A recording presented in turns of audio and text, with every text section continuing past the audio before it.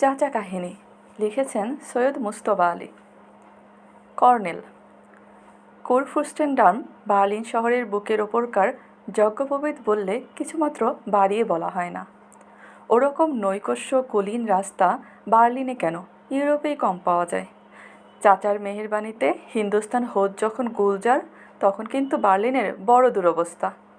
1914 থেকে 18 এর শ্মশান ফেরতা বার্লিন 1929-এও পইতে উল্টে কাঁধে পড়েছে, এবং তাই গরিব ভারতীয়দের পক্ষেও সম্ভবপর হয়েছিল কুরফুর্স্টেনডামের গা ঘেঁষে উলান্ড স্ট্রাসের ওপর আপন রেস্তোরাঁ হিন্দুস্তান হৌজ পত্তন করার।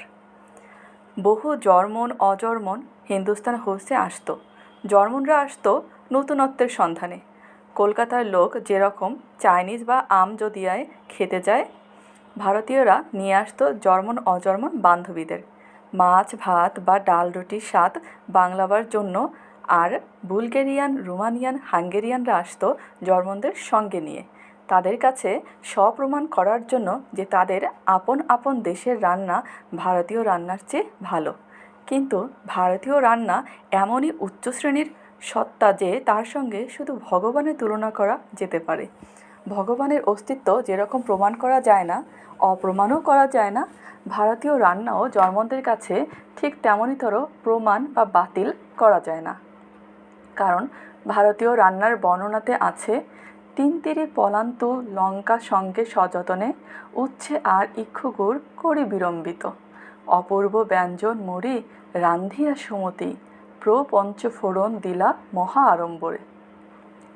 এবং সে গ্রামভারী রান্না কেন, মামুলি রান্নায় সামান্যতম মশলা দিলেও জর্মনরা সে খাদ্য গলাধঃকরণ করতে পারে না। আর মশলা না দিলে আমাদের ঝোল হয়ে যায় আইরিশ স্টু, ডাল হয় লেন্টিল স্যুপ, তরকারি হয় বয়েলড ভেজ, মাছ ভাজা হয় ফ্রাইড ফিশ।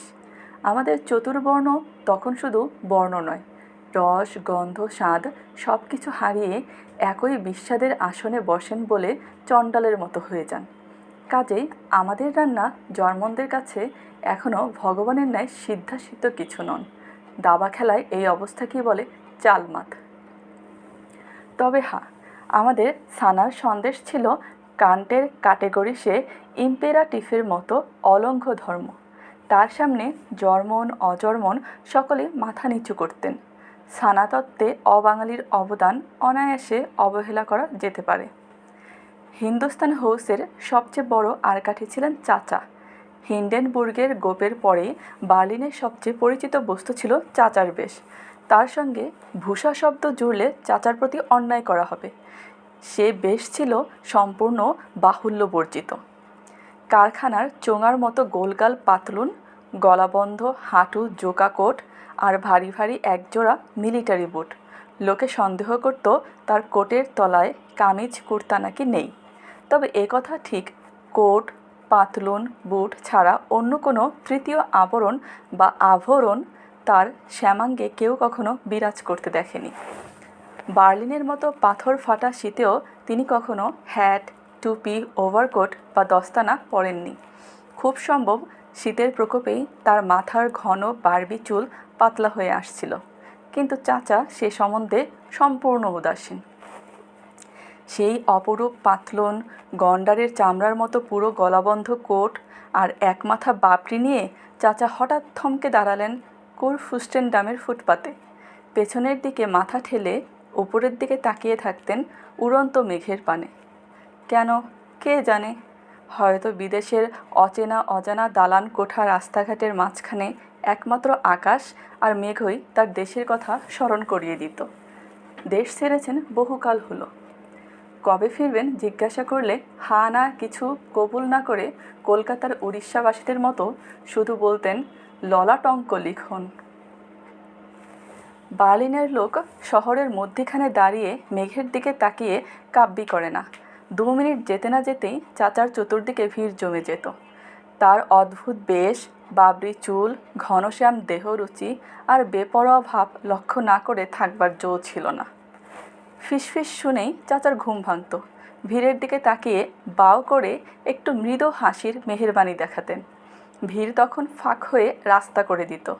চাচা আবার বাও করে হিন্দুস্তান হাউস রওনা দিতেন। কেউ গুটেন মর্গেন বা সুপ্রভাত ধরনের কিছু বললে বা পরিচয় করবার চেষ্টা দেখালে চাচা গলাবন্ধ কোটের ভিতর হাত চালিয়ে তার একখানা ভিজিটিং কার্ড বের করে এগিয়ে ধরে ফের বাও করতেন, যেন অষ্টাদশ শতাব্দীর ফরাসি নবাব কাউকে ডুয়েলে আহ্বান করছেন।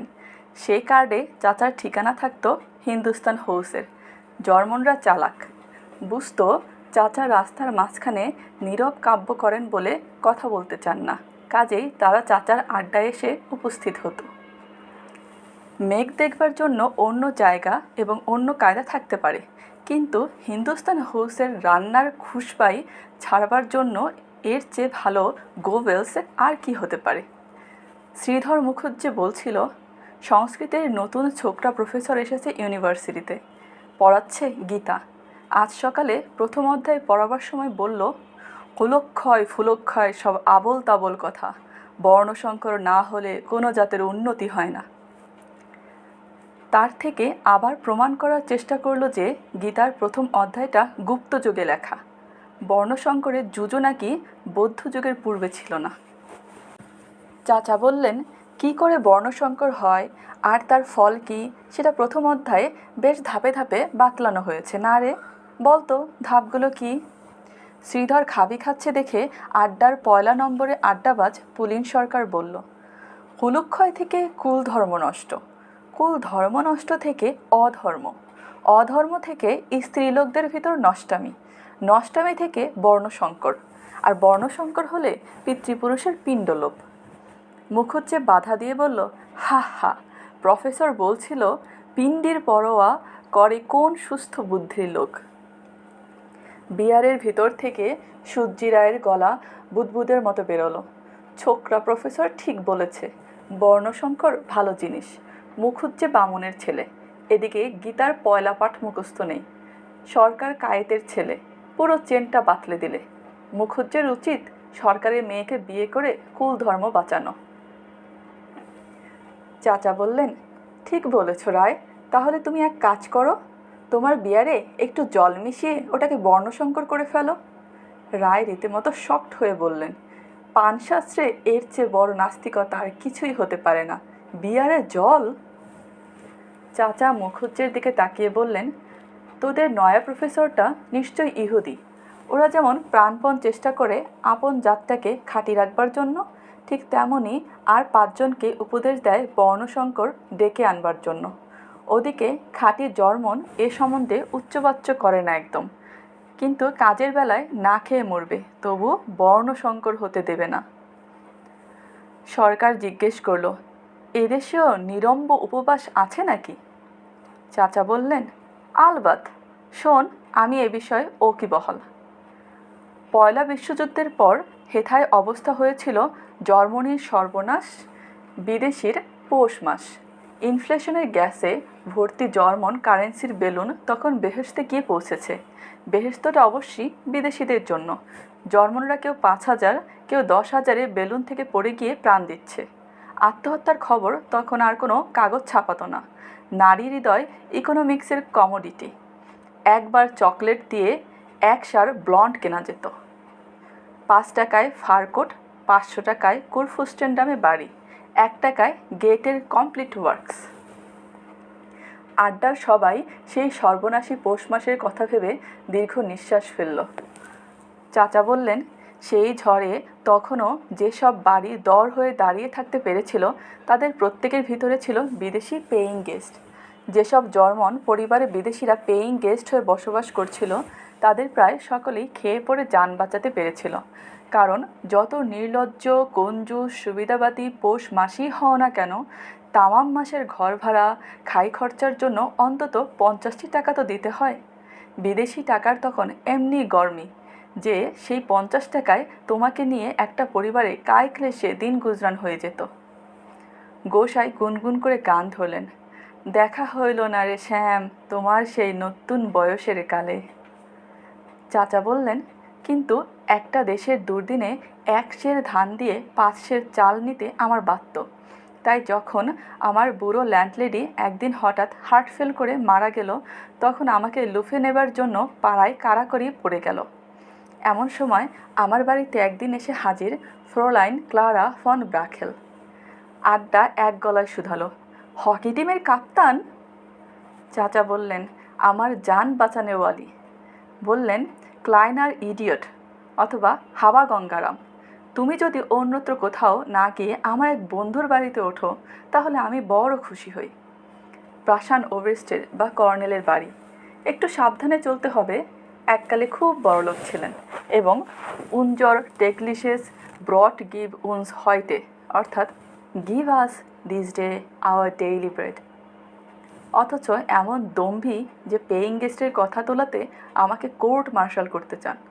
শেষটায় যখন বললুম যে তুমি প্রাসান কারো কাছ থেকে উচ্চাঙ্গের জর্মন শেখার জন্য সুদূর ভারতবর্ষ থেকে বার্লিন এসেছ, তখন ভদ্রলোক মোলায়েম হন। এখন বুঝতে পারছো কেন তোমাকে সাবধানে পা ফেলতে বলল? তুমি ভাবটা দেখাবে যেন তার বাড়িতে উঠতে পেরে কৃতার্থ মন্য হয়েছ। তুমি যে কোনো উপকার করছো সেটা যেন ধরতে না পারেন। তার বউ সম্বন্ধে কোনো দুর্ভাবনা করো না, তিনি সব বোঝেন, জানেন। চাচা বললেন, প্রাসান অফিসারদের আমি চিরকাল এড়িয়ে গিয়েছি। দূর থেকে ব্যাটাদের ধোপদুরস্ত ইস্ত্রি করা স্টিফ ইউনিফর্ম আর স্টিফ ভাবসাব দেখে আমার সবসময় মনে হয়েছে এরা যেন হাসপাতালের অ্যাপ্রন পরা সার্জনদের দল। সার্জনরা কাটে নির্বিকার চিত্তে রোগীর পেট, এরা কাটে পরমানন্দে ফ্রান্সের গলা। চাচা বললেন, কিন্তু ফন ব্রাখেলের প্রতি আমার যে শ্রদ্ধা ছিল তার দৌলতে আমি অনেক কিছুই করতে প্রস্তুত ছিলাম এবং মনে মনে ভাবলাম বেশিরভাগ ভারতীয়ই বসবাস করে মধ্যবিত্ত সম্প্রদায়ের সঙ্গে। দেখাই যাক না খানদানিরা থাকে কী কায়দায়। ফন ব্রাখেল আমাকে নিয়ে যাননি। খবর দিয়ে আমি একাই একদিন সুটকেস নিয়ে কর্নেল ডুটেনহফারের বাড়ি পৌঁছলাম। ট্যাক্সিওয়ালা যে বাড়ির সামনে দাঁড়ালো তার চেহারা আগে দেখা থাকলে ফন ব্রাখেলের প্রস্তাবে আমি রাজি হতুম কিনা সন্দেহ। বাড়ি তো নয়, সে এক রাজপ্রাসাদ। এ বাড়িতে তো অন্তত 100 লোকের থাকার কথা, কিন্তু তাকিয়ে দেখি দোতলায় মাত্র 2-3খানা ঘরের জানলা খোলা, বাদবাকি যেন সিল মেরে আটা। সামনে প্রকাণ্ড লন। পেরিয়ে গিয়ে দরজায় ঘণ্টা বাজলাম।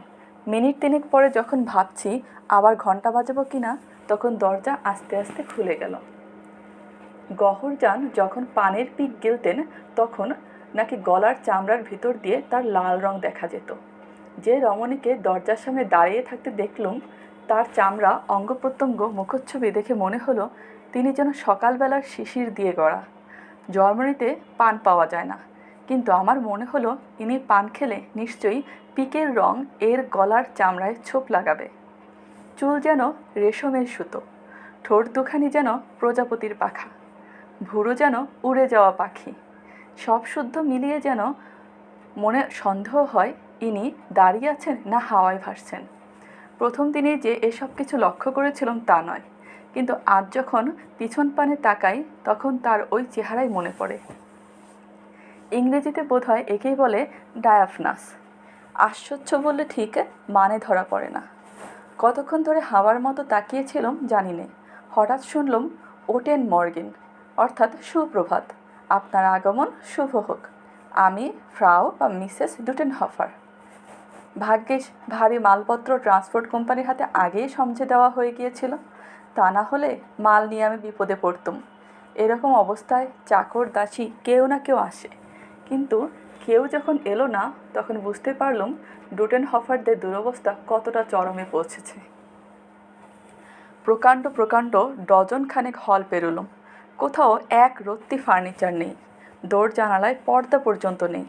দেয়ালের সারি সারি হুক দেখে বুঝলুম এককালে নিশ্চয়ই বিস্তর ছবি ঝোলানো ছিল। মেঝের অবস্থা দেখে বুঝলুম এ মেঝের ওপর কখনো কোনো জুতোর চাট পড়েনি।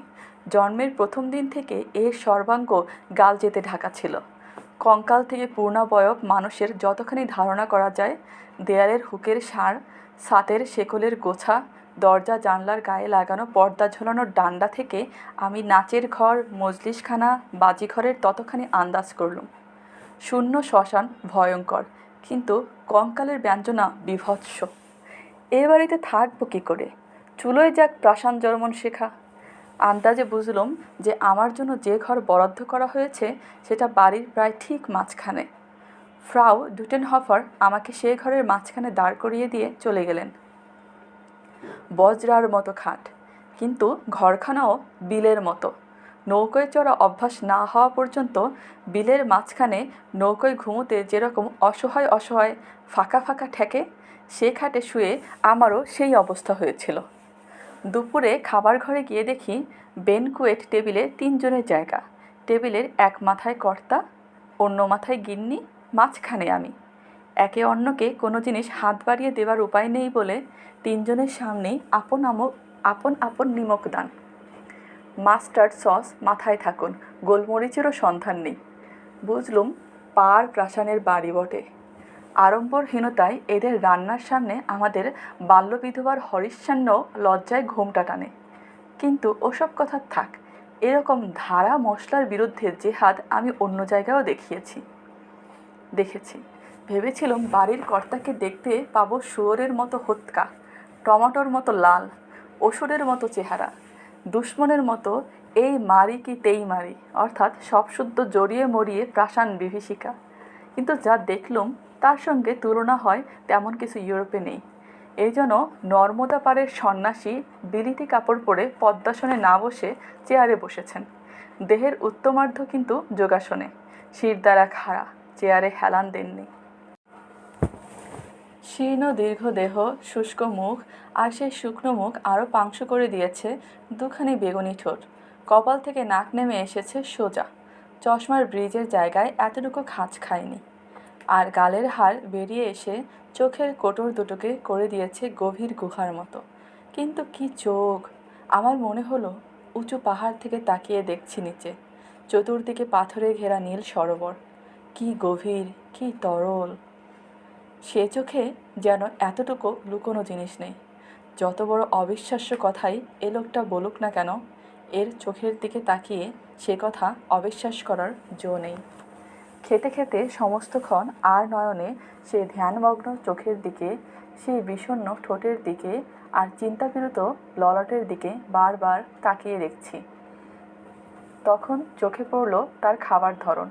চোয়াল নড়ছে না, ঠোঁট নড়ছে না, খাবার গেলার সময় গলায় সামান্যতম কম্পনের চিহ্ন নেই। পরনে প্রাসান অফিসারদের ইউনিফর্ম তো নয়ই, মাথার চুলও কদম ছাট নয়, ব্যাক ব্রাশ করা চকচকে প্লাটিনাম ব্লন্ড চুল। কিন্তু সবচেয়ে রহস্যময় মনে হলো এর বয়স। 40, 50, 70 হতেও বাধা নেই। বয়সের আন্দাজ করতে গিয়েই বুঝলুম নর্মদা পাড়ের সন্ন্যাসীর সঙ্গে এর আসল মিল কোনখানে। এত অল্প খেয়ে মানুষ বাঁচে কী করে, তাও আবার শীতের দেশে। স্যুপ খেলেন না, পুডিং খেলেন না, খাওয়ার মধ্যে খেলেন 1 টুকরো মাংস, শ্যামবাজারের মামুলি মাটন কটলেজের সাইজ, 2টো সেদ্ধ আলু, 3খানা বাঁধাকপির পাতা আর 1 স্লাইস রুটি, সঙ্গে ওয়াইন, বিয়ার, জল পর্যন্তও না। আহারে যত না বিরাগ, তার চেয়েও তার বেশি বিরাগ দেখলাম বাক্যালাপে। নতুন বাড়িতে উঠলে প্রথম লাঞ্চের সময় যেসব গতানুগতিক সম্বর্ধনা, হাসি ঠাট্টা, গ্যাস সম্বন্ধে সতর্কতা, সিঁড়ির পিচ্ছিলতা সম্বন্ধে খবরদারি, সেসব তো কিছুই হলো না। আমি আশাও করিনি। আবহাওয়া সম্বন্ধে মন্তব্য, ভারতবর্ষ সম্বন্ধে ভদ্রতা, দুরস্থ কৌতূহল, এসব কোনো মন্তব্য বা প্রশ্নের দিক দিয়ে হেড ওভারেস্ট বা কর্নেল মহাশয় গেলেন না। আমিও চুপ করেছিলাম, কারণ আমি বয়সে সকলের ছোট। খাওয়ার শেষের দিকে যখন আমি প্রায় মনস্থির করে ফেলেছি যে ডুটেনহফারদের জিভে হয় ফুসকা নয় বাত, তখন হেড ওভারেস্ট হঠাৎ পরিষ্কার ইংরেজিতে জিজ্ঞাসা করলেন, শেক্সপিয়ারের কোন নাট্য আপনার সবচেয়ে ভালো লাগে? আমার পড়া ছিল কুটলে 1খানায়। নির্ভয় বললুম, হ্যামলেট। গেটে পড়েছেন? আমি বললুম, অতি অল্প। একসঙ্গে গেটে পড়ব। আমি আনন্দের সঙ্গে অজস্র ধন্যবাদ দিয়ে সম্মতি জানালুম। মনে মনে বললুম, দেখাই যাক না প্রাসান রাজপুত কীরকম কালিদাস পড়ায়। হেড ওভারেস্টের চেহারাটি যদিও ভাবুকের মতো, তবু কুলোপানা চক্কর হলে তো আর দাঁতে কালবিষ থাকে না। ফ্রাউ ডুটেনহফার বললেন, ভদ্রলোক জার্মান বলতে পারেন।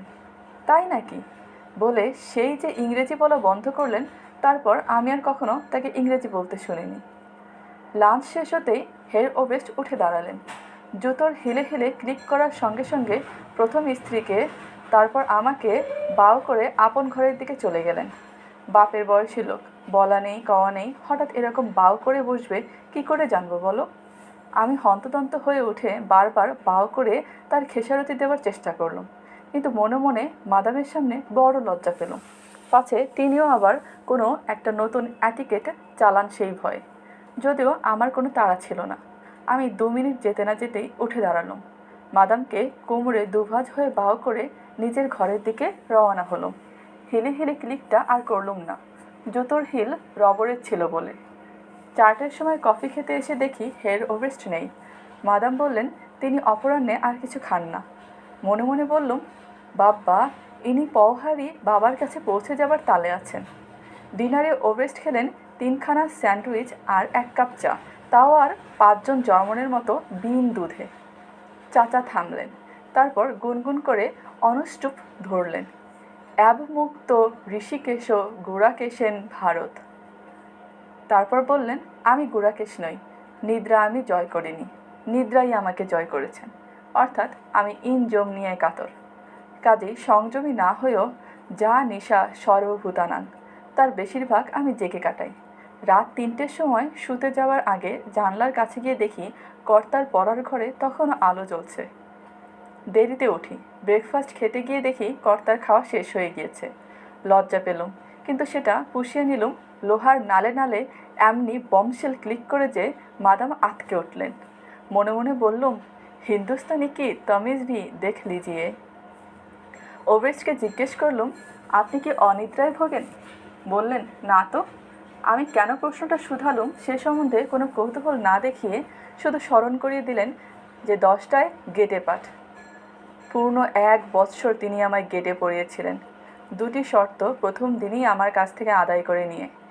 তিনি কোনো পারিতোষিক নেবেন না, আর আমার পড়া তৈরি হোক আর না হোক ক্লাস কামাই দিতে পারবো না। মিলিটারি কায়দায় লেখাপড়া শেখা কাকে বলে জানো? বুঝিয়ে বলছি। আমরা দেশকালপাত্রে বিশ্বাস করি।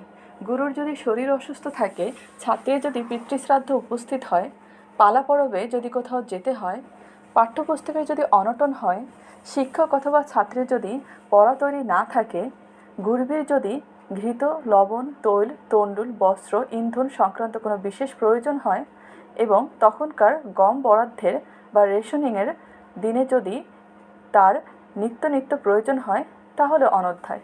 কিন্তু প্রাসান মিলিটারি মার্গ অঘটন ঘটন পটিয়াসী দৈব দুর্বিপাকে বিশ্বাস করে না। আমি বুকে কফ নিয়ে 1 ঘন্টা কেসেছি, ক্লাস কামাই যায়নি।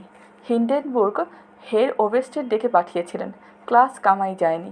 1টি বৎসর একটানা গেটে, আবার গেটে এবং পুনরপি গেটে। তার অর্ধেক পরিশ্রমে পানিনি কণ্ঠস্থ হয়। সিকি মেহন্নতে ফিরদৌসিকে ঘায়েল করা যায়, অথচ পড়ানোর কায়দাটা সিকে ভর চাষি। গেটের খেই ধরে বাইমার, বাইমার থেকে টুরিংয়েন, টুরিংয়েন থেকে পূর্ণ জার্মানির ইতিহাস। গেটের সঙ্গে বেটোফেনের দেখা হয়েছিল কার্লসবাডে, সেই খেই ধরে বেটোফেনের সঙ্গীত। বাগনারে তার পরিণতি, আমেরিকায় তার বিনাশ। গেটে শেষ বয়সে সরকারি গেহাইমরাট খেতাব পেয়েছিলেন, সেই খেই ধরে জার্মানির তাবৎ খেতাব, তাবৎ মিলিটারি মেডেল। গণতন্ত্রের খেতাব তুলে দেওয়াটা ভালো না মন্দ সেসব বিচার। এক কথায় জার্মান দৃষ্টিবিন্দু থেকে তামাম ইউরোপের সংস্কৃতি সভ্যতার সর্বাঙ্গ সুন্দর ইতিহাস।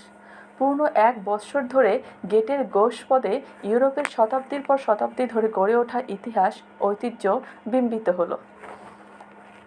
আর এসব কিছু ছাড়িয়ে যেত তার আবৃত্তি করার অদ্ভুত ইন্দ্রজাল। সে ইন্দ্রজালের মোহ বোধ হয় আমার এখনও কাটেনি। আমি এখনও বিশ্বাস করি, মন্ত্র যদি ঠিক ঠিক উচ্চারণ করা যায়, যে শ্রদ্ধা, যে অনুভূতি, যে সংজ্ঞা নিয়ে ডুটেনহফার গেটে আবৃত্তি করতেন, তাহলে ঈপ্সিত ফল লাভ হবেই হবে। পূর্ণ 1 বৎসর রোজ 2 ঘন্টা করে এই গুণী সাহচর্য পেলাম, কিন্তু আশ্চর্য, তার নিজের জীবন অথবা তার পরিবার সম্বন্ধে তিনি কখনো একটি কথাও বলেননি। কেন তিনি মিলিটারি ছাড়লেন? লুডেনডর্ফের আহ্বানে জার্মানিতে নতুন দল গড়াতে কেন তিনি সাড়া দিলেন না? কাগজে এ সম্বন্ধে জল্পনা কল্পনা হতো। পেনশন কেন তিনি ত্যাগ করলেন? না করে পারিবারিক তৈলাঙ্কন তৈজসপত্র বাঁচানো কি অধিকতর কাম্য হতো না? এসব কথা বাদ দাও, একদিনের তরে ঠাট্টাচ্ছলেও তাকে বলতে শুনিনি। প্রথম যৌবনে তিনি সোয়া 2 বার না 2.5 বার প্রেমে পড়েছিলেন, অথবা ছাত্রাবস্থায় মাতাল হয়ে ল্যাম্পপোস্টকে জড়িয়ে ধরে ভাই একদিন কোথায় ছিলি বলে কান্নাকাটি করেছিলেন কিনা। পূর্ণ 1 বৎসর ধরে এই লোকটির সাহচর্য পেয়েছি, তার সংযম দেখে মুগ্ধ হয়েছি।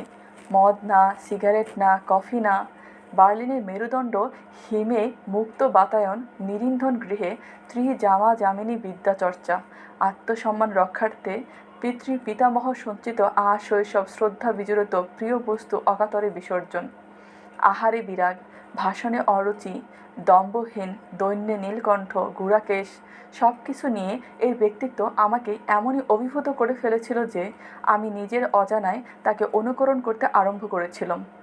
ডুটেনহফারের শিষ্যত্ব গ্রহণ করে আমি যে দস্তানা, ওভারকোট, টাই, কলার ছাড়লুম, আজও তা গ্রহণ করার প্রয়োজন বোধ করিনি।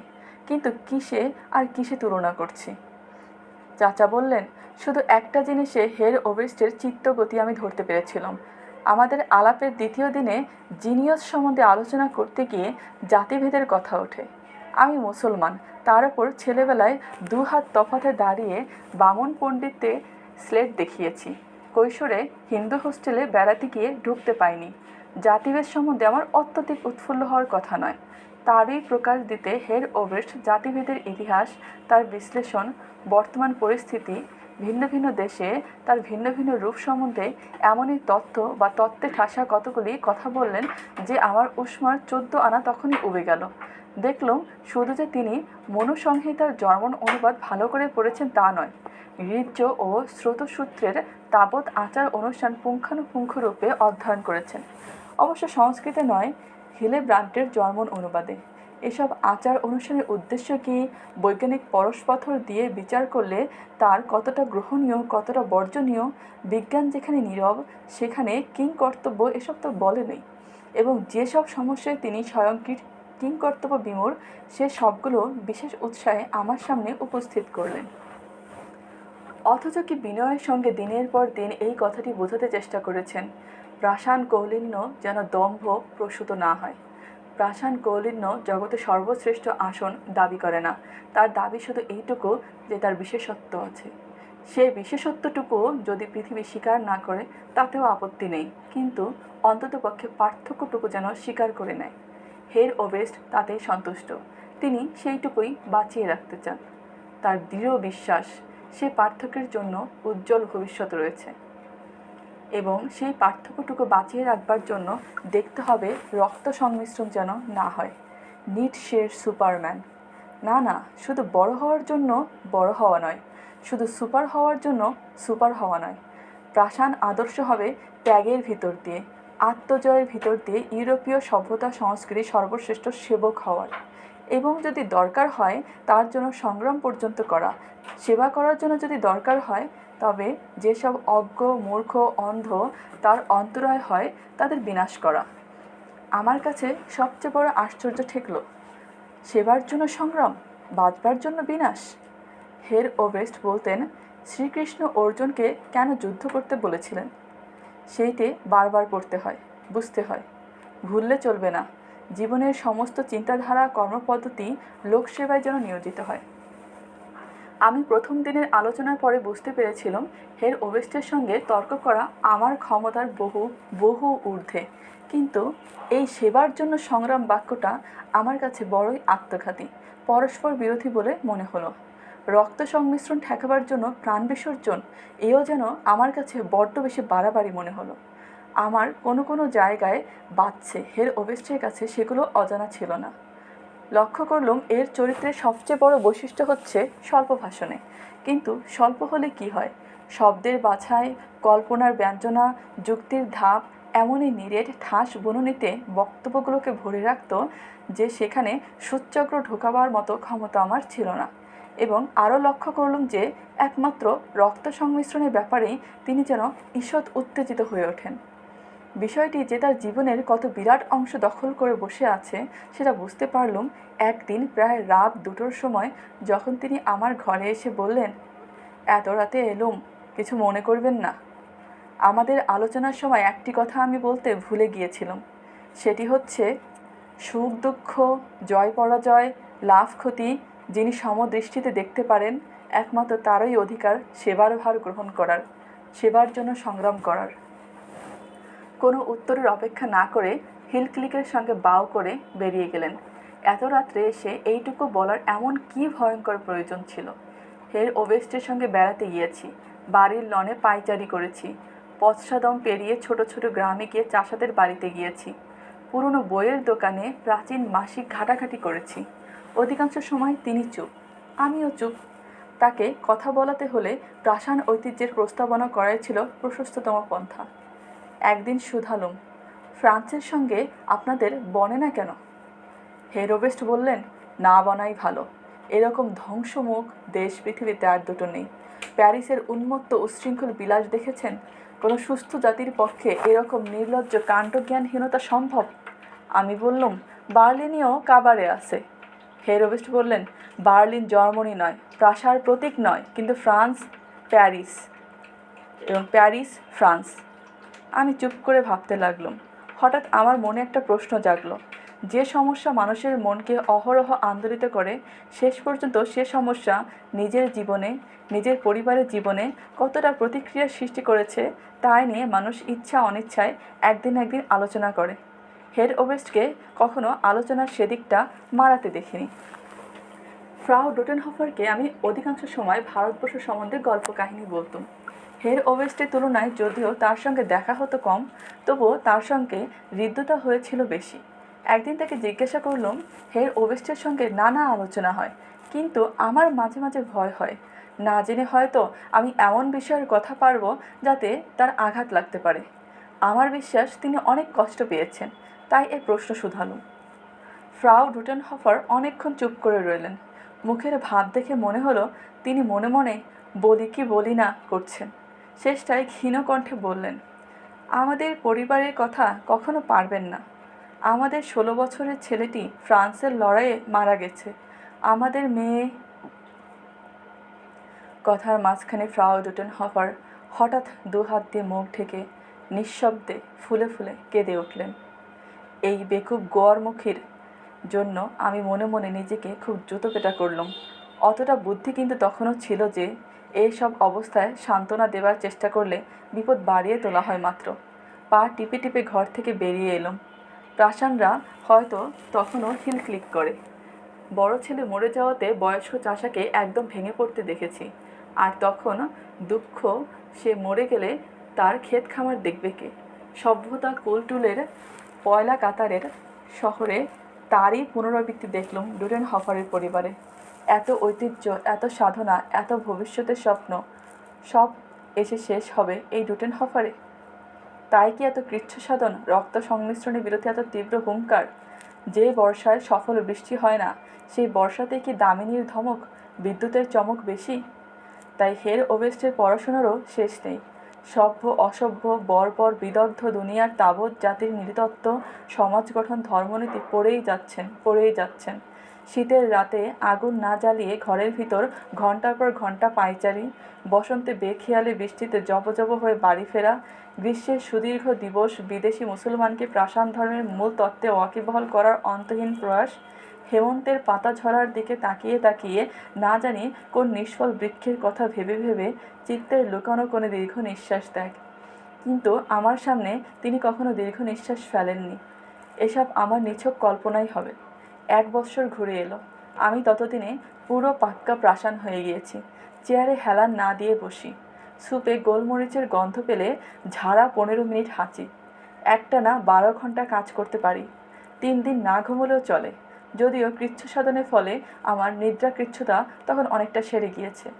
কাঠের পুতুলের মতো খটখট করে হাঁটা রপ্ত হয়ে গিয়েছে। আর আমার জার্মান উচ্চারণ শুনে কে বলবে আমি ভাত খেকো নেটিভ কালা আদমি? সঙ্গে সঙ্গে এই বিশ্বাসও খানিকটা হলো যে হের ওবেস্টের হৃদয় বলে যদি কোনো রক্ত মাংসে গড়া বস্তু থাকে, তবে তার খানিকটা আমি জয় করতে পেরেছি। এমন সময় এক অদ্ভুত ঘটনা ঘটে আমার জীবনের প্রাসান পর্বকে তার কুরুক্ষেত্রে পৌঁছিয়ে দিল। কলেজ থেকে ফিরেছি। দোরের গোড়ায় দেখি একটি যুবতী পেরেম্বুলেটরের হ্যান্ডেলে হাত দিয়ে দাঁড়িয়ে দাঁড়িয়ে অঝরে কাঁদছেন। চেহারাটি ভারী সুন্দর, হুবহু হের ওবেস্টের মতো। তিনিও সামনে দাঁড়িয়ে, মুখে কথা নেই। আমিও দাঁড়ালুম। প্রাসান এটিকেট যদিও সে অবস্থায় কাউকে সেখানে দাঁড়াতে কড়া বারণ করে, তবুও যদি কেউ দাঁড়ায় তবে সেই প্রাসান এটিকেটেরই অলঙ্ঘ আদেশ। হেড ওয়েস্ট তাকে মহিলাটির সঙ্গে আলাপ করিয়ে দেবেন। তিনি এটিকেট লঙ্ঘন করলেন। সেই প্রথম আর সেই শেষ। আমি তখন আর প্রাসান না, আমার মুখোশ খসে পড়েছে। আমি ফের কালা আদমি হয়ে গিয়েছি। আমি নড়ব না। মেয়েটি কি বললেন বুঝতে পারলাম না।